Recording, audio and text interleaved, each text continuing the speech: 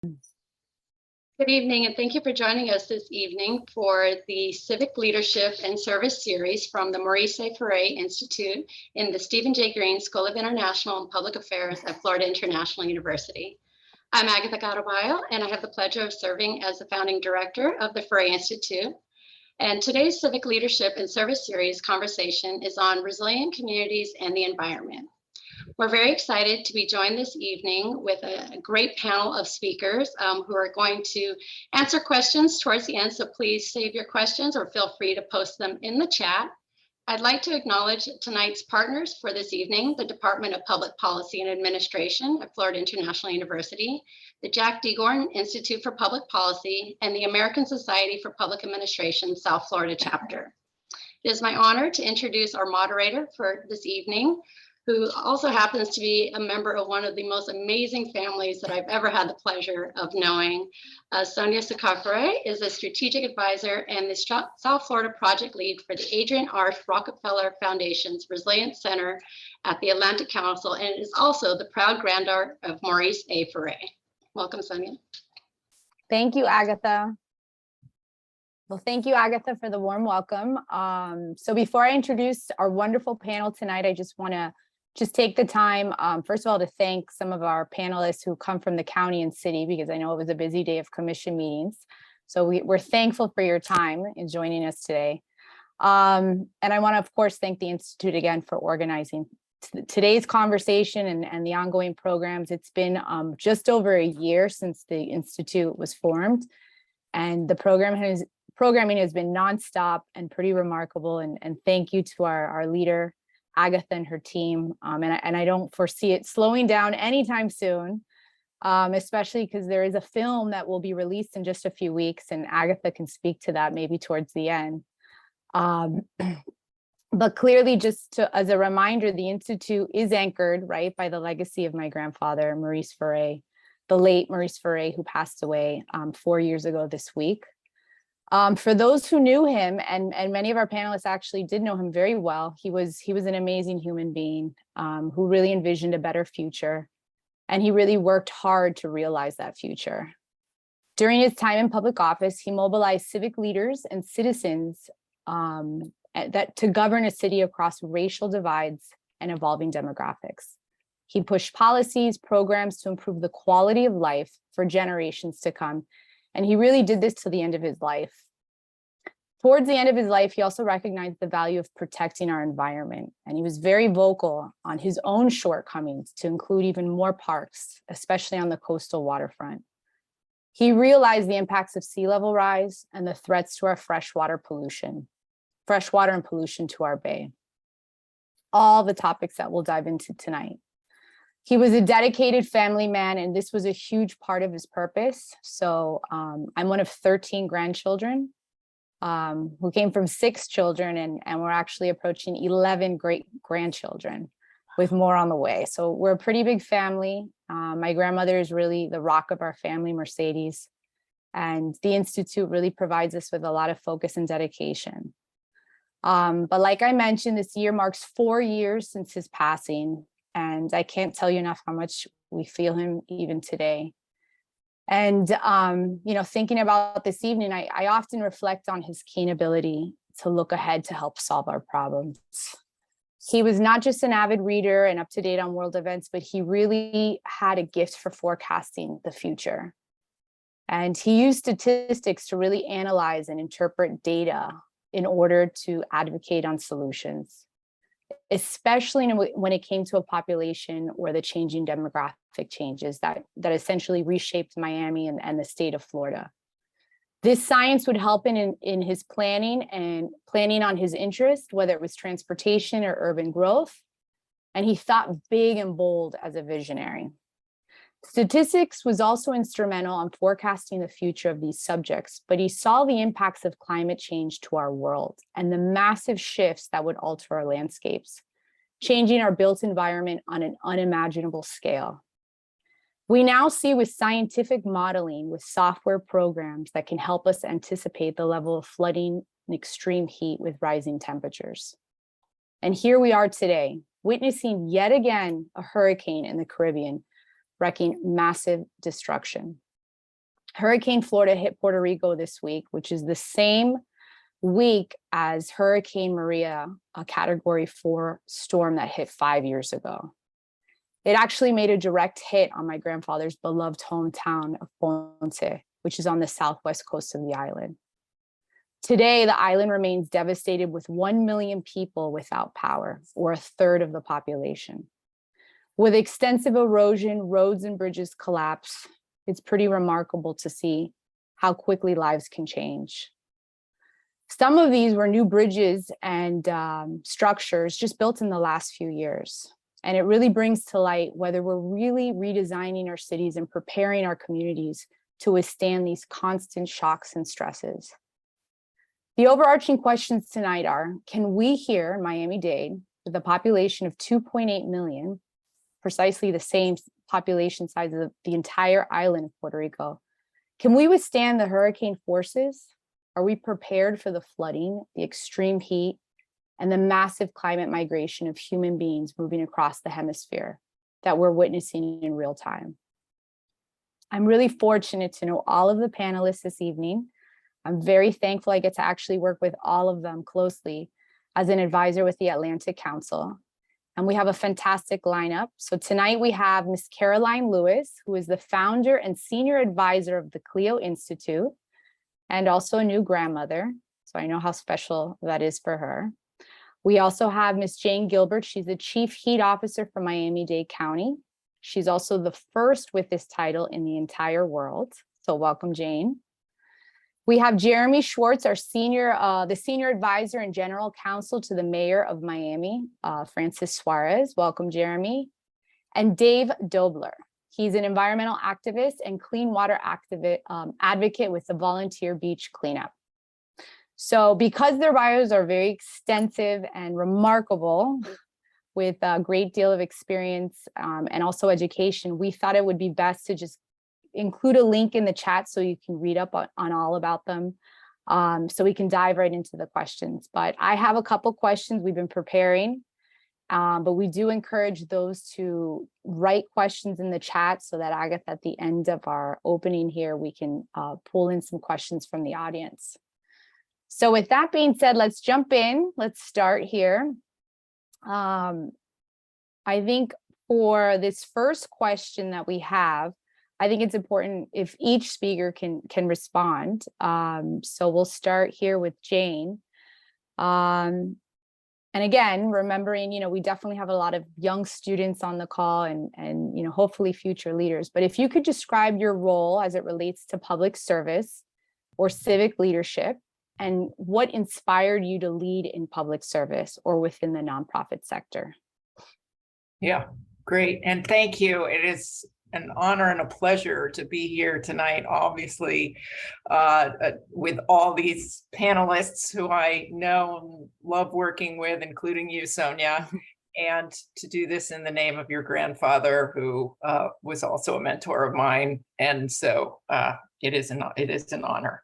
So as Chief Heat Officer, our mayor, Daniela Levine Cava, has charged me with improving coordination across departments and across organizations and municipalities across Miami-Dade County to improve coordination and accelerate action to address the increasing health and economic risks of extreme heat. We just learned this week that actually the economic impacts of extreme heat to Miami-Dade County are currently $10 billion a year.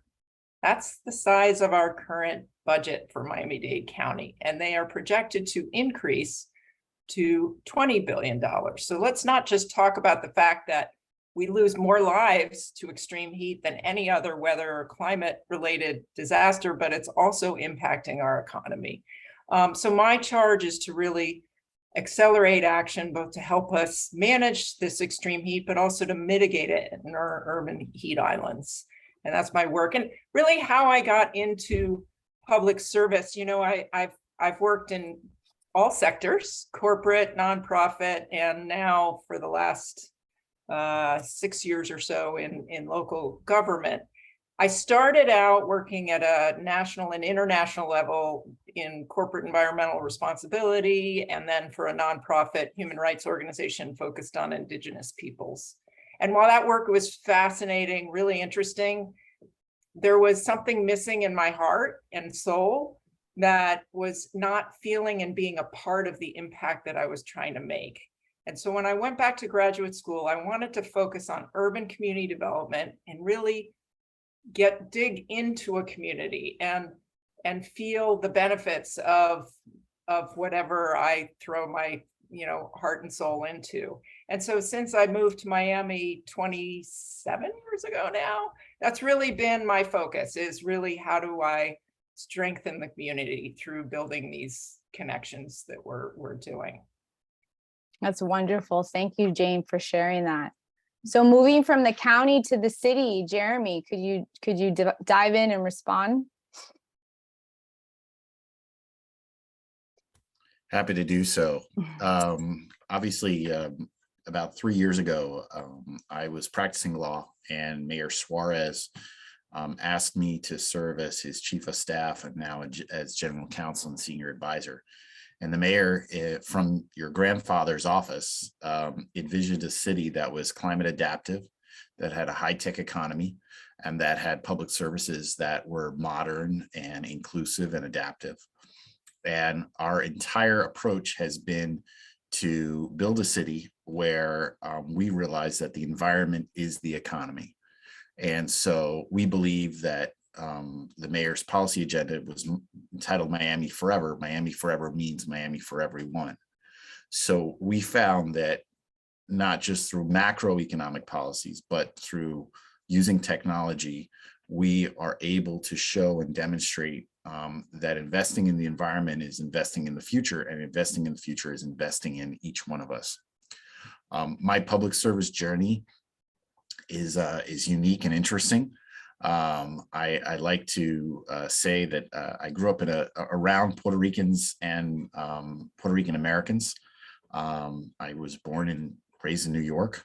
And when I was 17 years of age, I read a book called The Greatest Generation and said, aha, that's what I want to do with my life. I came to Florida as a lieutenant in the Navy and stayed here because of the environment, because of the lifestyle, and was fortunate enough to use my GI Bill to attend law school and graduate school, and returned and started practicing law, and was fortunate enough to meet Mayor Suarez, who had a very bold vision, much like your grandfather, of what Miami could be and what Miami is. And so I was fortunate enough to be invited to join his administration and serve. And I am currently remain a servant of the state until further notice. And so what we've been doing over the past 4 years has been to build this type of city at the municipal level, recognizing that our partners in the county and the state and the federal government are essential to really making this work. And I'm proud to be here. Wonderful. Thank you so much, Jeremy. That was excellent. Caroline, if you want to dive in, I know you have a beautiful background to share. Yeah, okay, there. Thank you so much, Sonia, and thank you everyone on the panel. It's so good to share time and space with you. I met your grandfather, Sonia, not too long before he passed. And we were at this huge round table with developers and city and county folks and CBOs like Clio Institute, where I come from. And I was talking about the justice lens and the equity lens and the vulnerability. And your grandfather was like 4 people away from me. And he just kept leaning over to me. I need your card. I need your card. I mean, he had so much fire in his belly for solving problems that I just wanted to scoop him up and take him home. So I was happy to be invited as part of this group. And what I would like to tell the students listening is you are the ones we've all been waiting for. I was one they were waiting for and I didn't know it. I was born and raised in Port of Spain, Trinidad, a little street urchin playing shoeless in the street all day long. And if you told me that I would be doing the work I'm doing now, mobilizing cities, counties, and the federal government to take bold climate action, I would not believe it. So I would say to you, understand that the time now for civic engagement has never been more earnest. You are needed to speak not just for yourself, but for those who don't have a voice. And the question I get asked most in the work I do, and the work I do is literally elevating frontline community voices so that climate policy and the economy can start factoring those needs in there. I could ask you to think about how much you understand your community and whether you can have a plan, not just for yourself, but to help others have a plan. And as we talk a little bit more today, Sonia and Agatha, I just kind of want to point out the layers of opportunities each and every one of us has to sort of look out for ourselves and for each other. So it's a pleasure to be here and to help wake up all these sleeping giants to do great things. Beautifully stated. Thank you so much, Caroline. Moving over to Dave and your wonderful work that you do and how you got there, how you got to this space. Hi, good afternoon, everyone. My name is Dave Dobler, and I'm a clean water advocate and change maker, primarily focused on reducing plastics in our bay and ocean. I'm thrilled to be here. I want to thank the Maurice Ferré Institute for Civic Leadership and my alma mater, FIU, for inviting me to be on this panel. Super excited about it. So I sort of stumbled into activism. I love kayaking in Biscayne Bay. And, I was paddling every Sunday just as a way of relaxing from the corporate world, from my corporate week. And as I was paddling, I started picking up trash. And before I knew it, I'd come home loaded down with 70 or 80 pounds of plastic that I just saw floating in Biscayne Bay.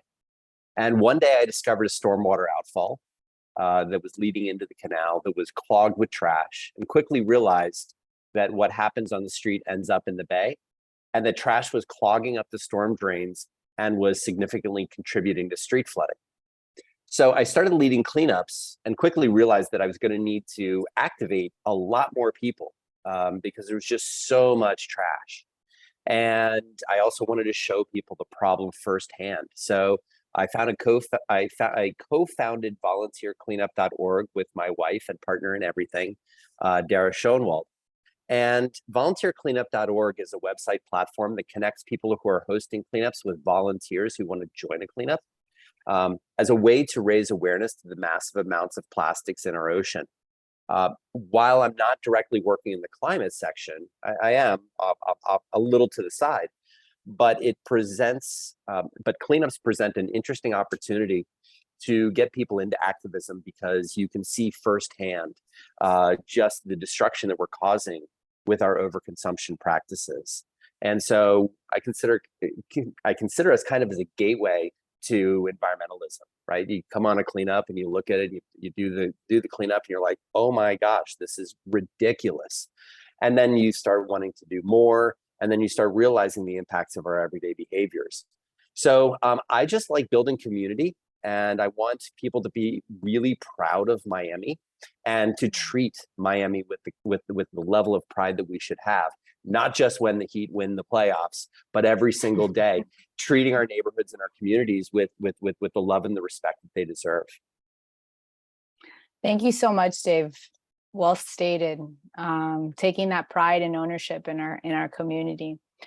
So moving towards back to the county and the city, right? Thinking big here. I have a question for Jane and Jeremy here, if you both could answer. But so in the wake of Hurricane Fiona, right, in the midst of a high tide season, which pretty much elevates the seas for a period of days or even a week at some points, which takes place, I want to say, I think it's like August to November. How can a coastal county like Miami-Dade or a city like Miami better prepare its communities to be more resilient in anticipation of more storms, of more extreme heat? And could you actually give tangible examples of what it is that you're doing at the county and city? So Jane, if you want to start that off. Sure, absolutely. And thank you. It's devastating to watch what's happening to Puerto Rico right now, particularly with the triple whammy with the earthquake as well, with Maria and then the earthquake and now this. You know, we are luckily, it's not that we aren't vulnerable, but we're luckily in a much stronger place than the island of Puerto Rico. Our grid is much more reliable. Our building codes are the strongest for wind resistance in the country, if not the world, and have been for since, you know, the mid 1990s. And we have requirements for elevated buildings. We have requirements for, you know, thanks to work we did together, Jeremy and I, and others at the city, for higher seawalls and the Miami Forever bond. We have investments at the city and the county level. Both the city and the county have been leaders in securing coastal resilience grants at the state level. And those are investments that are building, and, you know, we're investing now. Some of the things that we are still vulnerable. And I guess the other thing that we're very strong is we probably have one of the strongest emergency management systems in the country, if not the world. Yeah, actually, our teams get sent to disasters all over to help with their response and do training. So those are all real good things, which isn't to say I don't stay up at night worrying about our vulnerabilities, which I do. We still have many substandard housing that was built way before these codes, that hasn't been renovated, that needs to be redeveloped. We saw with even just a tropical storm of Hurricane Irma, the lines of people waiting for food give outs because they had lost work time. We had people die because of power outages from extreme heat. Luckily, since then, the state passed a law requiring all assisted living and nursing homes to have generators with backup fuel to keep a community room cool. And I know the city and the county have been active on enforcing that requirement since 2018. We are working at the county, deeply committed. You know, this is where the confluence of stresses and shocks are really important. We've got an affordability crisis in our community. And so the mayor is committed to developing 32,000 new units. All of those units, because of our sustainable buildings program at the county, have to be built to LEED Silver, so very high energy efficiency, wind resistance, need to take sea level rise and storm surge into account, required to have cool roofs, required to have roofs that are solar ready, required to have EV charging available. So these programs make sure that as we build new affordable units, that they're not only affordable, but they're safe and resilient and sustainable. Similarly, in this year's budget, the mayor's committed $13 million to renovating naturally occurring affordable housing. These are often on less than safe structures, and to preserve those affordable units. And then we expanded our weatherization program. We've received federal funding to manage the weatherization program, but we've committed $3.5 million to help single family homeowners renovate their properties through the weatherization program. We still have a lot of work to do, but housing is a key piece. When you talk about extreme heat, I can talk about that all night, but there's a lot that we're working on. We need to protect our outdoor workers. They're the most exposed and vulnerable. We have over 300,000 in the county. I talked about housing. That's a big piece of our focus. Caroline's been a huge advocate for that. And now the county's responding with some efficient air conditioning units in our public housing that don't have the units. And we're working on mitigating the urban heat islands, particularly where people need it most, shaded bus stops and the key pedestrian walkways. So we've had some really great progress on that recently with our Department of Transportation and Public Works. They're installing 300 shaded bus shelters, and now we're working on plans to provide tree canopy shade along with those. I could go Fantastic. on, but I don't want to take it. No, love it. This is great. More trees, more shade. We got to prepare. I mean, I think we all felt the effects of heat this summer. It's still feeling it in parts of the world.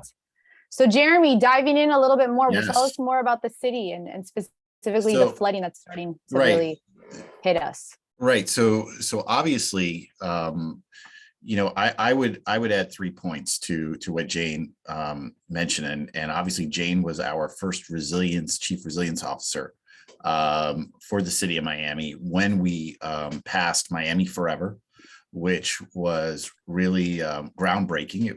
It's a public bond that is focused on resilience, but it's also focused on affordable housing, and it's also focused on building out the very infrastructure that makes a city a city. From parks to cultural facilities to a variety of different types of infrastructure that makes sense from a climate perspective, but also makes sense for a community perspective. I would offer 3 quick ideas that have governed how we've approached climate. The first in the city of Miami is communication is a function of governing. So we are constantly communicating what we want to do, why we want to do it, how we're doing it, and how it benefits our residents. Because we think that a big part of understanding and achieving our goals is communicating what we're doing, why we're doing it, but also really informing, sharing our story, sharing what's going on. For example, Hurricane Andrew was a traumatic event. Most people who've lived in Florida since that time understand how difficult it was and understand the real risk that we're exposed to. And so by communicating that a lot of what we're doing is very similar to what people had to do following Hurricane Andrew, we're better able to frame a lot of the issues that we're working on. So for example, if you go to Brickell, you'll notice a lot of the new developments not only have impact windows, but they also have generators that have been raised 5 stories up, so that when a water-based superstorm comes through, we are able to maintain power. We've also installed a series of new pumps.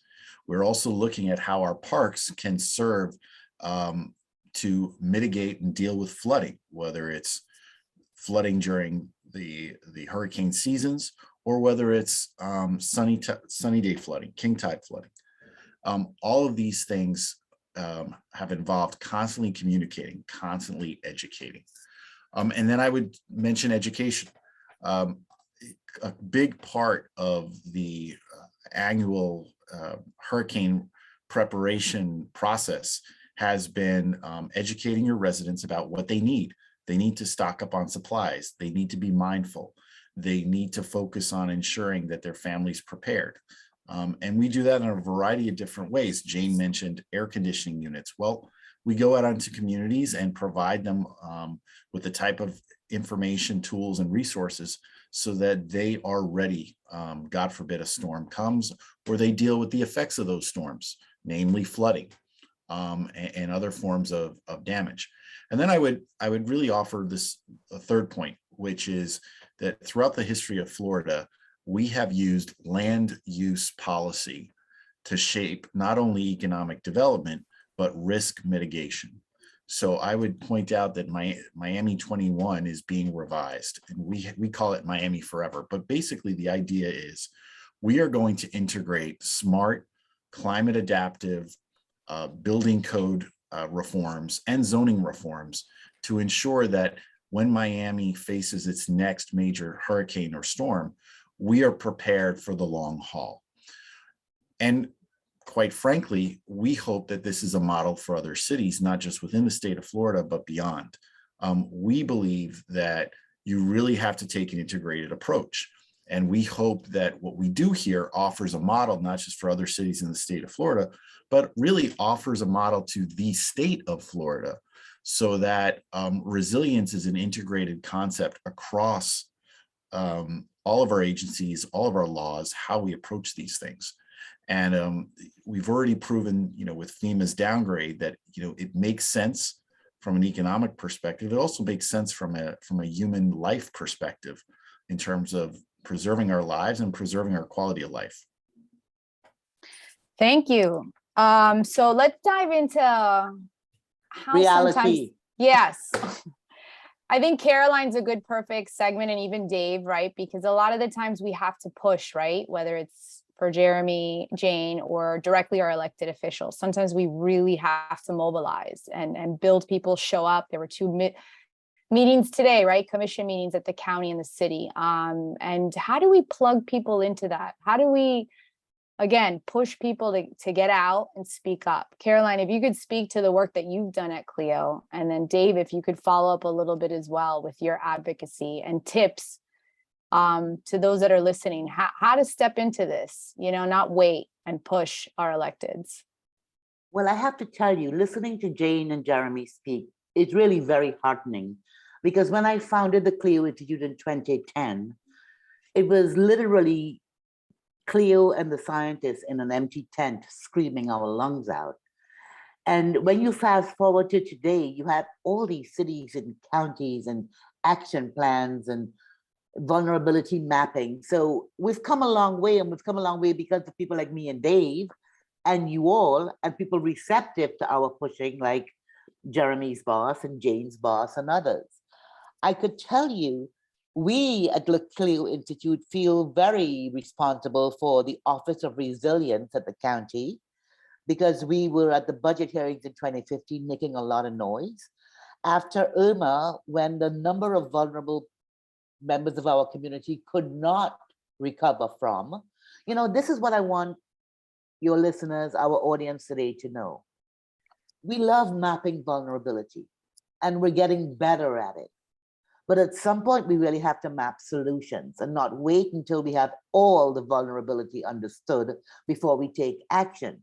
And I say that because I've become so familiar with these great terms like shocks and stresses. And when I look at the climate crisis, and I hope that the students listening today understand the greenhouse gas emergency we're in, the warming world we're in, the fact that tipping points are being reached faster than we anticipated, that when we talk about resilience, we're building the ship and sailing the ship at the same time, because we have to be resilient for what we're not even ready for or what we cannot anticipate. Little example. About a month ago, there came a scientific report that the Thwaites Glacier in Antarctica was at a tipping point. It was expected to fall apart in the coming decades.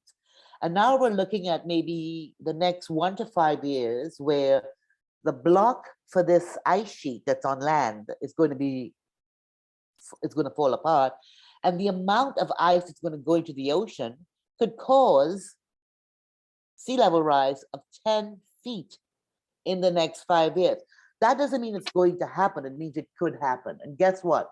We've been ignoring worst case scenarios for too long. And I think we need to be ready for it. So I really would say, keep pushing the city and the counties to talk about what preparing for, recovering from. Understand that we need young people like you to read the Alice reports. You need to understand what working poor looks like in the real world.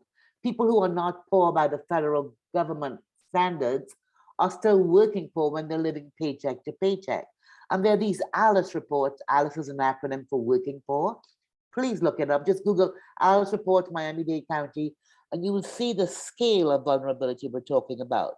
And the last thing I'll tell you is, after Irma, when we were at a Miami-Dade County budget meeting, and we were talking to them about putting more money into emergency recovery and emergency planning, it became contentious between the nonprofits and the CBOs in the audience and the county commissioners. And everybody was saying, I was out there feeding 40,000 people. I was out there handing out bread and water. Where were you? I mean, when I got my 2 minutes, I went up there and I said, look, folks, you on the dais who acted, did everything you could.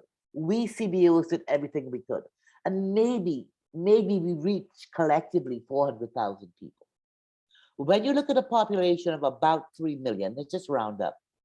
And when you look at the Alice reports, where almost 60% are poor or working poor, do the math.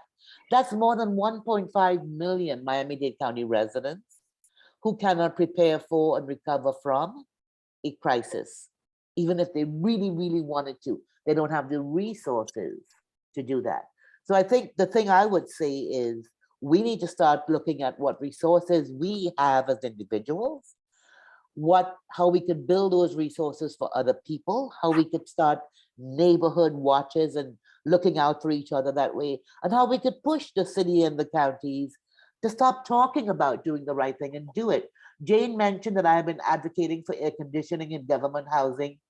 I'm talking 7 years now. I have been asking the county for the data on which houses do not have working AC, and I finally got it this year. So keep pushing. We need everybody to understand the vulnerability, to understand the pathways to reaching the levers that make change, economic and political levers. And it's all of us that's going to take it. We are the ones we've been waiting for. Thank you, Caroline. Thank you for your 7 years and beyond of just pushing and driving. And I'm sure you're not slowing down now that there's a grandchild in the mix. You're going to be even more vocal. So Yes, you got that. thank you for that. Dave, tell us about your experience advocating for all of these solutions. Yeah, so I learned very quickly that I could sit outside with a with the sign and yell at people, but I wasn't going to get anywhere. And so I realized very quickly that I needed to get a seat at the table, and ideally a seat at the head of the table.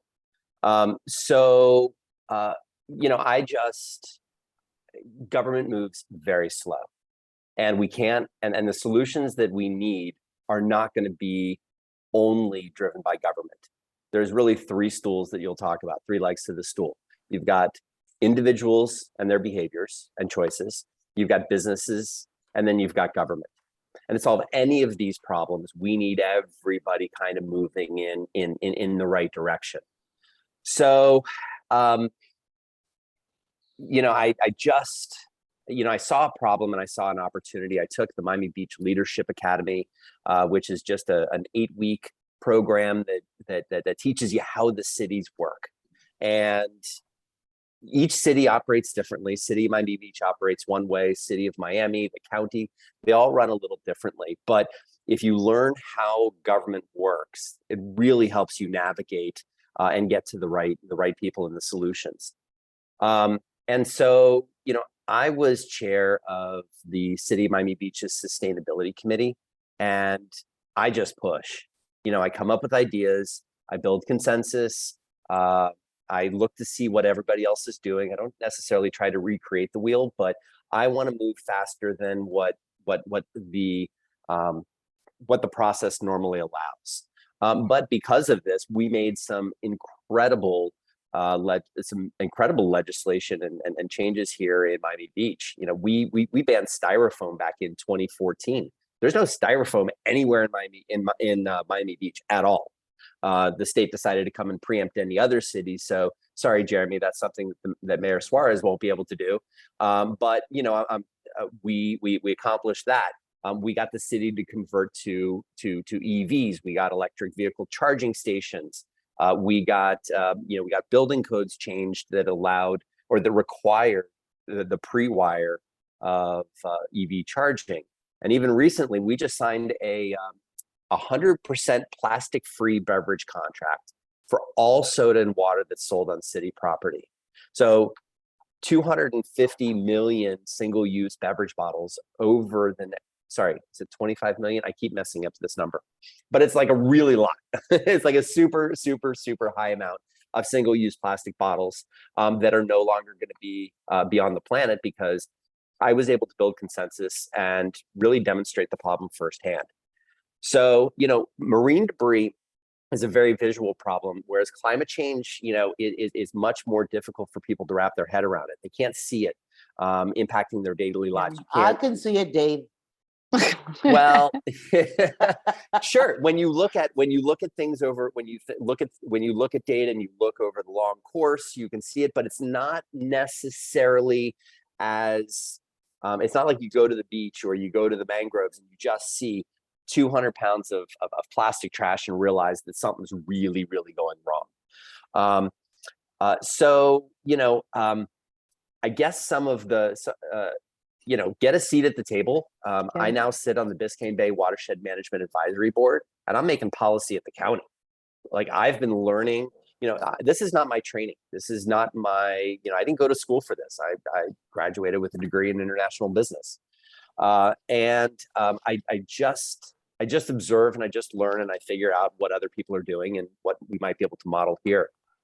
Just a couple of tips that I have for anybody who wants to advocate for change.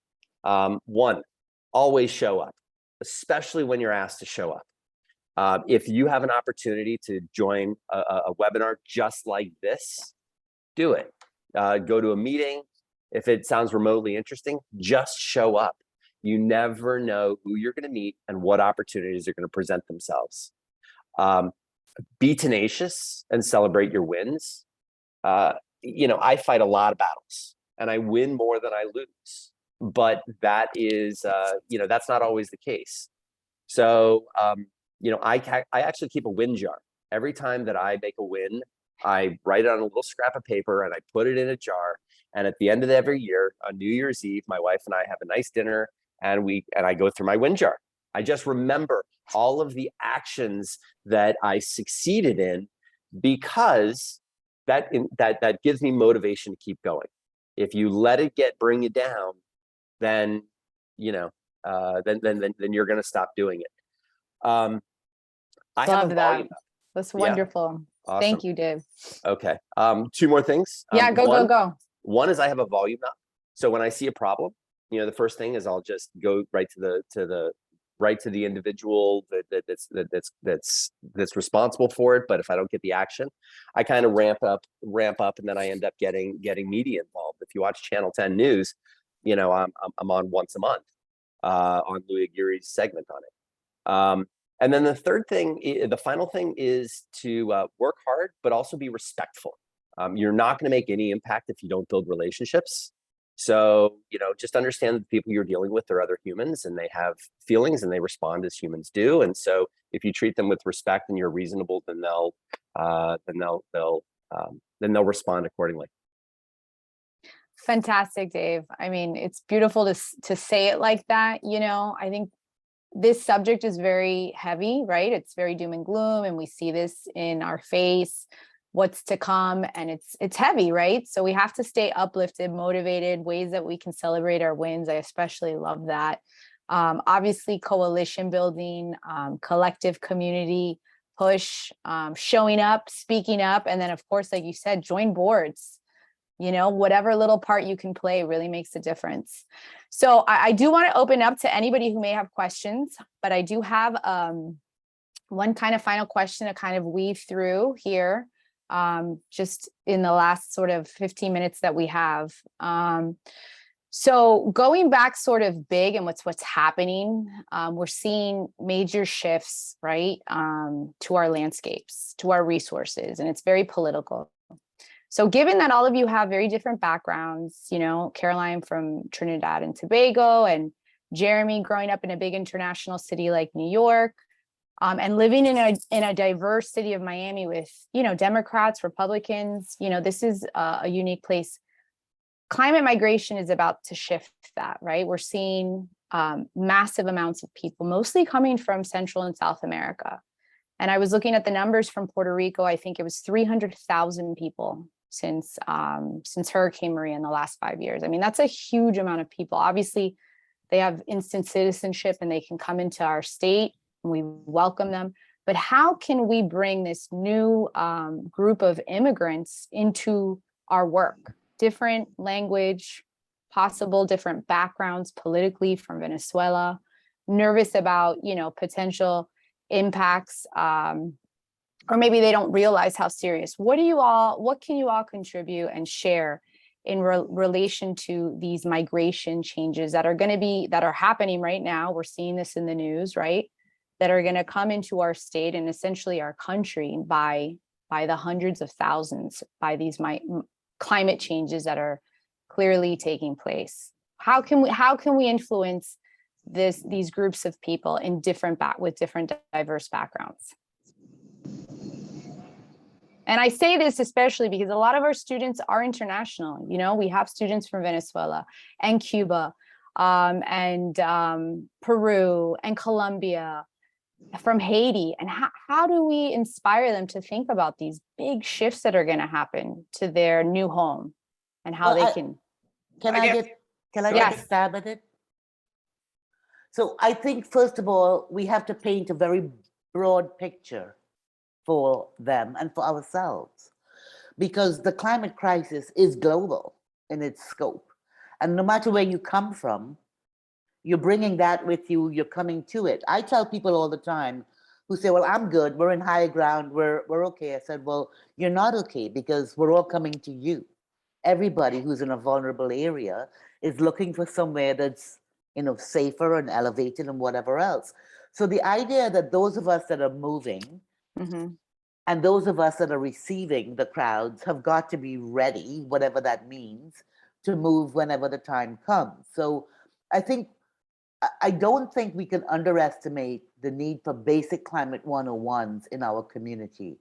And what I mean by that is, I think it was Dave that said that the plastic in the ocean pollution is a great gateway access point to more advocacy. I feel like sea level rises too, because that gets your attention. But as Jane knows, it's heat and health and food and water vulnerability and population shifting and planning for the population shifting. With respect to immigrants specifically, Sonia, I would say our country, the United States of America, has got to get a pattern, a program, a plan in place for dealing with the numbers that are coming in. Because you're asking us for the ones that get in, what are we going to do to help them integrate? But the line is so long, and how we do that justly and fairly, people fleeing persecution and wanting to come where it's safer. So I think we have to have a Great. much better plan. Does anybody else want to dive? Maybe Jeremy? Yeah, I see I'll be very brief, and you know, one of my takeaways from serving in the Navy is that, you know, security is not just a matter of war and peace. It's also water, food, famine, and a whole host of issues that the 20th century was never prepared us for. So briefly, I would say, look, you know, like it or not, the United States is leading country in the hemisphere and one of the leading countries of the world. And so we have a responsibility to lead our neighborhood, our hemisphere, and to work with our neighbors to ensure that they are able to care for their own citizens, and so that people can prosper, can survive, and can deal with these climatic changes. On the issue of immigration, you know, a lot of people talk about immigration, but there's also integration, which, and one of the unique thing about the Americas is that states in countries in our Western hemisphere are really defined by citizenship. They're not really defined by any sort of homogeneous identity. So we have to really recognize that we're citizens of a republic, and we're part of it. And when you vote, and that's how you make decisions. Making the changes we need requires voting. It also requires persuading people to vote your way, and it requires leadership. So for all the young folks who are out there, you know, you have the power to change things. You have the power to make things better. But we do have to recognize that, you know, leadership comes with responsibilities, and that a big part of that leadership means being an active citizen. Thank you for that, Jeremy. And you're absolutely right when you talk about, you know, this is a security of our water, of our food. These are shifts and changes that are going to happen, that are happening right now, again, in real time. And obviously leadership, the right leadership to prepare for that is important. I mean, sometimes I look back and looking at my grandfather's life and what he went through. For those that don't know on the call, you know, there were one of the largest migration events that took place was in 1980 when Cubans arrived here on the shores of Miami, and it disrupted obviously, not just Miami, the whole country was in a state of shock on how to handle that wave. And so I think now, as we're entering right into this new era where we realize and we can make these connections with climate or food or water or drought, I think it's more important than ever to really think and prepare in advance. And I have to say, to Caroline's point, sometimes people don't realize when you say higher ground, I mean, we're physically talking about 0 to 20 feet, 25 feet at most. And the most of the coastal part of our state is, developed on the water, right up against the water. And so this shift that's going to happen is going to be pretty dramatic. It's happening already, and they're starting to trace this and track it. But we're now coming at 6:51. I do want to share this opportunity with anybody who wants to ask any questions to the panel. But I do want to move it over to Agatha to help us close this up. Absolutely. This has been a great discussion. And even though we know an hour is always too short, we really do enjoy these discussions, and it goes by very, very quickly. I'm just going to put in a little touch since we talked about climate migration, invite you to join us for our next series on affordable housing, which is going to be coming up very soon as well on October 13th. So asking you to join that. Obviously, there's a lot of conversations around that, and we hope that you will join us. And then on November 3rd, we're going to be having a panel on public transportation. And so with these, we'd also just like to acknowledge our partners, again, for this event, the Public Policy Department of Administration, and also the Jack D. Gordon Institute of Public Policy. We've been working on a project with the Policy Lab, and along these same lines, we're encouraging students to get involved, to join boards, go to commission and city council meetings, find opportunities to get involved. Caroline posted about the Gen Clio organization on campus. And of course, I'll take this opportunity to promote our certificate programs through the Ferré Institute. We have an undergraduate certificate in civic leadership and engagement, and a graduate certificate in public management and civic leadership. And both of those projects really create an expectation and opportunities for students to get engaged, to do service learning projects, to really have an impact in their communities. Yeah, and I think it's important. I just told Dave, I think it's incredibly important. We're around election season as well, ways that the students can participate, of course, voting themselves, but also joining groups to register people to vote, to remind people to vote, to nudge people to vote. The turnout is not as strong as it should be, especially in Miami-Dade. So ways that people can get activated this last, month and a half before the election takes place. So thank you, Dave, for that as well. And you'll see in our calendar that I just posted our upcoming events as well. Besides our affordable housing panel, we'll also be doing events on bagels and ballots with the League of Women Voters to go over the bagels, and also early voting event at FIU. So definitely join us for all of our upcoming events, and also join us on social media. And of course, we would welcome your support for our programming. And I just do one before I turn it back over to Sonia and for the panelists for any final remarks. Just want to thank you again. Thank you, Jane, Dave, Jeremy, and Caroline, and Sonia, just for joining us this evening and just sharing your expertise and your motivation to show students how they can get involved and make a difference.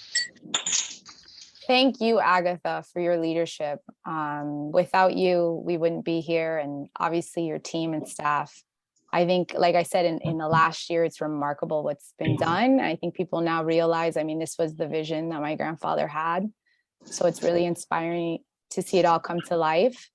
I do want to make a last plug as well, something that's coming up that's exciting that hopefully we can invite and have others participate on November 14th. We're going to be unveiling a short video piece that my mother has been producing for the last couple of months, which is pretty remarkable, which is a series of interviews of my grandfather's life with different individuals in Miami and across the country on his reach and touch. And so it's really inspiring to see how much of an impact he had. And we hope to have a longer documentary, but we're going to show this November 14th at PAM. So more on that. And again, I'm just so excited and thrilled to see, you know, my fellow friends and panelists participate and give their time. And this is hard work, but, you know, we can't slow down. This is our life. It's our future as a mother, you know. I'm even more inspired. But I would also just encourage if anybody can share their handles and emails so people can reach out directly and maybe follow back up individually. But thank you again. I'll let each of the panelists, if they'd like to just say a couple last minute words. Caroline? You're on mute. Oh, are we muted? No. No. Okay. It's fine. Well, I just would love all of these young people to know that I personally love them and that I believe in them. I really believe in the power of young people. I have done some amazing things in my life and gotten tremendous recognition. But every time I did something great, I was inspired by a young person who pushed me to do better and to do right. And there is something that some of us understand, that while we want to be successful and make a lot of money, we also have to remember there's a greater good that we all must serve. And civic engagement allows you to remember that. Take care of yourself, but look out for your fellow man, woman, and everybody in between. Thank you, Caroline.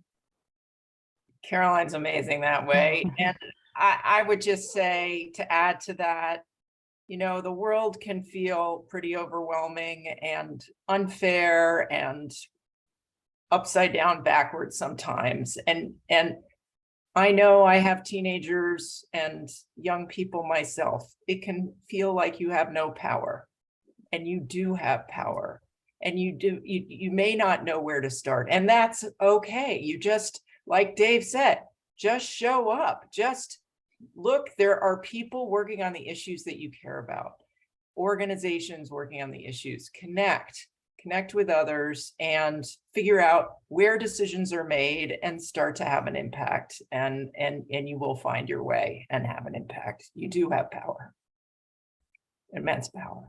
Thank you, Jane. Thank you so much. And I guess I would sign off by saying, you know, if you value it, vote for it. If you want to get something done, you need to have the votes, 3 or 6 or 7, depending on the process that's there in the municipality. But elections do have consequences. Values and votes do have consequences for whatever political affiliation you're a part of. All of these ideas, all of these you know, new technologies would not have been able to be accomplished if people did not organize and vote for them. And for people to vote in people who believed what they were saying and who were smart enough to explain that and educate people and share it and persuade others to carry it out. Well stated. Thank you, Jeremy. Thank you very much.